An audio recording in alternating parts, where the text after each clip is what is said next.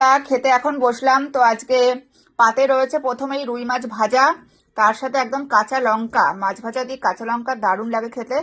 আর তারপরে এখানে রয়েছে লাউ দিয়ে শোল মাছ, আমরা খাই, খুব ভালো লাগে খেতে, একদম জ্যান্ত শোল নিয়ে এসেছিল, সেটা লাউ দিয়ে রান্না করা হয়েছে। আর তারপরে এখানে রয়েছে নোটে শাক, সকালবেলা বাজার থেকে নিয়ে এসেছিল, সেটা মাছের মাথা ভেঙে মানে শোল মাছের মাথা ভেঙে করা হয়েছে রসুন আর রাঁধুনি আর কাঁচা লঙ্কা দিয়ে। আর তারপরে রয়েছে এখানে রুই মাছ ঝাল করা হয়েছে, আমি এক পিস নিয়েছি এখানে পিঠের মাছ।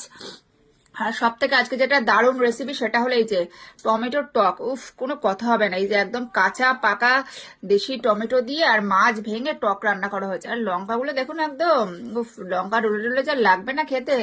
তো আজকে দুপুরের এই খাওয়া দাওয়া। কি হয়েছে বলো? হুম, তোমার খাওয়া হয়ে গেছে?